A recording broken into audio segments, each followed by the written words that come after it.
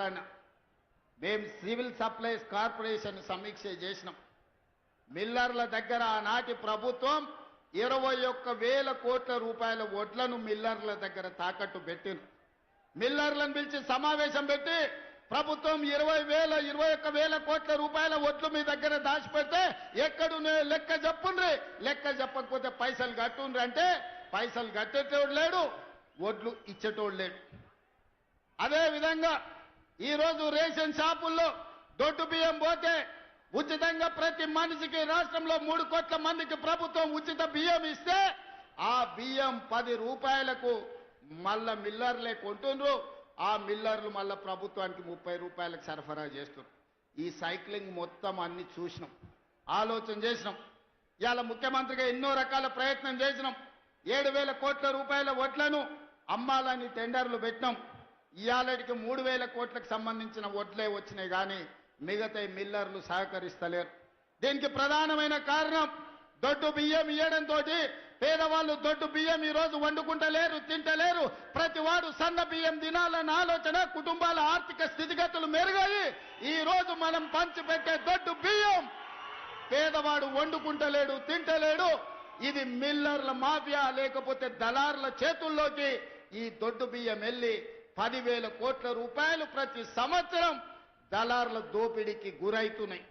అందుకే ఆలోచన చేసిన పెద్దలు ఉత్తమ్ కుమార్ రెడ్డి గారితో మాట్లాడిన, సహచర మంత్రివర్గ సభ్యులతో చర్చించిన, బట్టి విక్రమార్క గారిని ఒప్పించిన, ఇక దొడ్డు బియ్యం కాదు, ప్రతి పేదవాడికి ప్రతి ఒక్కడికి 6 కిలోల సన్న బియ్యం ఇవ్వాలి.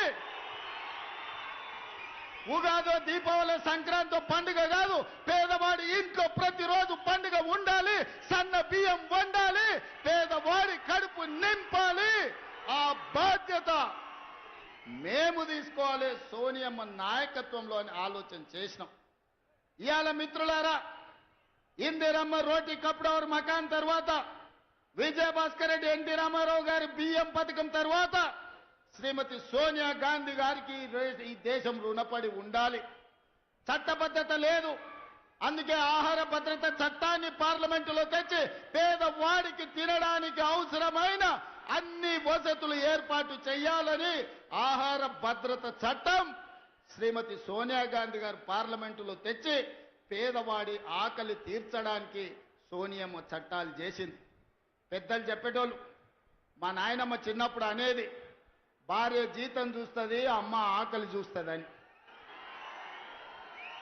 భార్య మొగుడుకొచ్చే జీతం లెక్కేస్తుందంట, అమ్మనేమో కొడుకు కడుపులో ఉన్న ఆకలిని అంచనా వేస్తుందంట.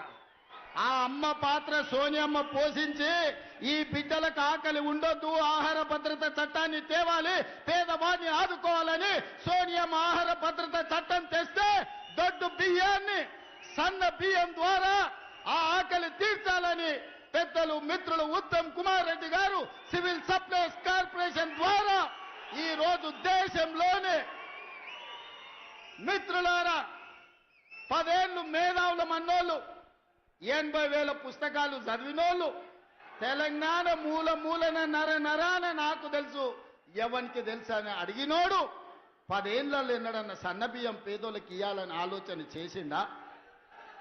మీరు ఒరేస్తే ఉరేసుకున్నట్టే అని మిమ్మల్ని భయపెట్టిండు. ఆయన ఫామ్ హౌస్లో 1000 ఎకరాల వరి పండించి, మిత్రులారా ఇది బాగా తెలంగాణ రైతాంగం వినాలి, ఆనాటి మాజీ ముఖ్యమంత్రి గారు ప్రజలకు విజ్ఞప్తి చేసిండు, మీరు వరి వేయొద్దు, మేము ఒట్లు కొనాం, ఒకవేళ ఒరేసుకుంటే మీరు ఊరేసుకున్నట్టే అని. ఆయన చెప్పిందే నిజమైతే అదే సీజన్లో అదే పంటలో దాదాపుగా ఎర్రవల్లి ఆయన ఫామ్ హౌస్లో 1000 ఎకరాల ఒట్లు పంపిస్తే కావేరి సీడ్స్ అనే కంపెనీ 4,500 రూపాయలకు క్వింటాలు ఆయన ఫామ్ హౌస్లో వండించిన ఒట్లు కొన్నారు. మిత్రులారా, నేను ఇది అధికారికంగా ఆరోపణ చేస్తున్న వారి మీద.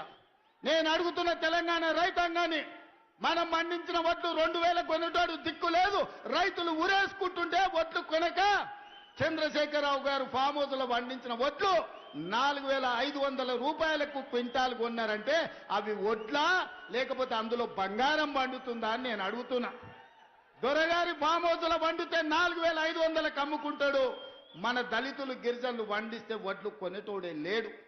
అందుకే నేను ఉత్తమ్ కుమార్ రెడ్డి గారు, బట్టి విక్రమార్క గారు ఆలోచన చేసినాం, చర్చించినాం. ఎంత ఖర్చైనా పర్వాలేదు, ఎన్ని కోట్లైనా పర్వాలేదు, పేదలు పండించిన ప్రతి చివరి గింజ వరకు ప్రభుత్వమే కొంటుంది. సన్న ఒట్లు పండిస్తే 500 బోనస్ ఇస్తామని చెప్పి నిర్ణయించి ఇవాళ 500 రూపాయల బోనస్ ఇస్తున్నాం. నల్గొండ వాళ్ళు తెలివైన వాళ్ళు, చైతన్యం ఉన్నోళ్ళు ఏదైనా అడ్వాన్స్గా అందిపుచ్చుకుంటారు.